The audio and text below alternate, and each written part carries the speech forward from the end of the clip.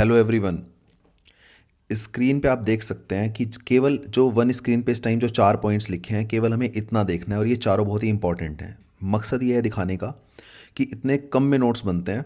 जब आप ये लिखेंगे ये आधे पेज में नोट्स बनेंगे, चार इंपॉर्टेंट। तो आज का जो टॉपिक है वो है यूएस और इंडिया के जो चार कोर डिफेंस एग्रीमेंट हैं। जिस तरीके से मैं लिखता हूँ, जितना छोटा मैं लिखता हूँ, ताकि आपको पेपर में याद है कि यूएस और इंडिया के कौन से चार कोर जो इंपॉर्टेंट एग्रीमेंट्स हैं डिफेंस के।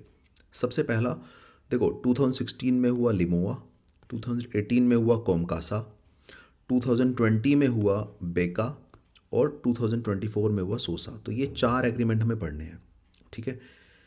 बहुत छोटा और बहुत ही इंपॉर्टेंट है। सबसे पहले लिमोआ। लिमोआ की फुल फॉर्म है 2016 में जो हुआ लॉजिस्टिक एक्सचेंज और मेमोरेंडम ऑफ एग्रीमेंट। नाम से ही समझ में आ रहा है लॉजिस्टिक का एक्सचेंज करेंगे इंडिया और यूएस आपस में। यानी कि जो आपस में मिलिट्री फैसिलिटीज़ हैं दोनों देशों की, उसको अलाउ करेंगे, दोनों यूज़ करेंगे। यानी कि इंडिया यूएस की मिलिट्री फैसिलिटी का यूज़ कर सकती है और यूएस इंडिया का। इसमें एग्रीमेंट में क्या लिखा है, किस लिए यूज़ कर सकते हैं? रीफ्यूल अगर किसी को करना है, रिपेयर कराना है, और सप्लाई में फूड और स्पेयर पार्ट्स कुछ भी चाहिए, तो ये एग्रीमेंट है कि इंडिया और यूएस एक दूसरे के बेसिस को यूज़ कर सकते हैं। लेकिन ये ऑटोमेटिक नहीं है, यानी कि ये केस बाय केस है। ऐसा नहीं है कि इस एग्रीमेंट के बाद कभी भी यूएस वाले इंडिया की फैसिलिटी यूज़ करें और इंडिया वाले यूएस की, ऐसा नहीं है। जब भी यूज़ करना है, हर बार केस बाय केस एक रिक्वेस्ट भेजनी पड़ेगी, और ये फ्री भी नहीं है, यानी कि हर बार बिलिंग होगी। तो ये दो बातें हैं, यानी कि सिर्फ इतना पॉइंट लिमोआ जो 2016 में हुआ, दोनों एक दूसरे की फैसिलिटी को यूज़ कर सकते हैं, मिलिट्री फैसिलिटी को रिफ्यूलिंग के लिए, रिपेयर के लिए, फूड के लिए, लेकिन बिलिंग होगी और पूछना पड़ेगा। बस इतना बेसिक। दूसरा है कॉमकासा 2018 में। कॉमकासा की फुल फॉर्म है communication compatibility and security agreement. देखो यहाँ पे तीन वर्ड हैं, कम्युनिकेशन, कंपैटिबिलिटी और सिक्योरिटी। इस तरीके से नोट्स बनाने हैं। इस एग्रीमेंट में तीनों वर्ड को समझते हैं। कम्युनिकेशन का मतलब है दो कि वॉइस, वीडियो, डेटा वो दोनों देश आपस में रियल टाइम में शेयर करेंगे। तो कम्युनिकेशन कौन से वाली? Voice, video, data.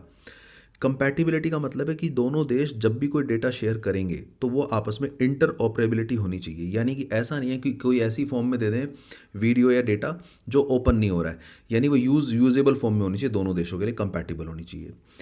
और उस डेटा की सिक्योरिटी होनी चाहिए, यानी कि वो डेटा एनक्रिप्टेड फॉर्म में होनी चाहिए, और उस डेटा को no sharing to the third party without consent. तो इंडिया और यूएस का ये जो एग्रीमेंट है कोमकासा, ये कम्युनिकेशन शेयर होगी, आपस में वो कंपैटिबल होगी वो कम्युनिकेशन, और उस कम्युनिकेशन की सिक्योरिटी होगी, एनक्रिप्टेड होगी। तीन इस तरीके से वर्ड तीनों आपको याद रहेंगे। तीसरा बेका। बेका की फुल फॉर्म है basic exchange and cooperation agreement. अब आप देखिए, पहले तो इन तीनों में ही ना, इन तीनों में एक वर्ड आया एक्सचेंज। लिमोआ में आया है लॉजिस्टिक एक्सचेंज, कोमकासा में आया है कम्युनिकेशन का एक्सचेंज, और बेका में आया है बेसिक एक्सचेंज। यहाँ पे समझते हैं इस एग्रीमेंट में बेसिक इंटेल, इंटेल होता है इंटेलिजेंस, बेसिक इंटेल का आपस में शेयरिंग, कॉपरेशन। तो बेसिक इंटेलिजेंस, जो इंटेलिजेंस की डेटा है, यानी कि जियो स्पेशियल डेटा, जियो मैग्नेटिक डेटा, सैटेलाइट की मैप्स की जो डेटा है, नॉटिकल चार्ट्स हैं, यानी ये दोनों कंट्री आपस में शेयर करेंगी ये सब डेटा, सैटेलाइट मैप को।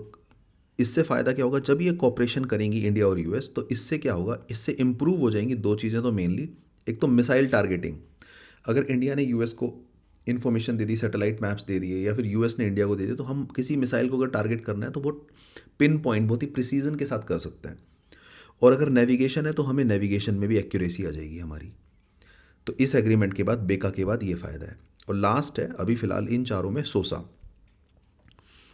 सोसा की फुल फॉर्म है security of supply agreement. Security of supply, तो अगर कभी इमरजेंसी होती है, वॉर हो जाता है, कुछ भी हो जाता है, कुछ कमी हो जाती है, डिफेंस इक्विपमेंट कहीं से मिल नहीं रहे हैं किसी को, इंडिया को या यूएस को, उस टाइम पे अगर अगर एग्रीमेंट ये साइन हो चुका है, तो दोनों देश एक दूसरे को प्रायोरिटी देंगे और सबसे कंटिन्यूस सप्लाई करेंगे आर्म्स की और डिफेंस इक्विपमेंट्स की।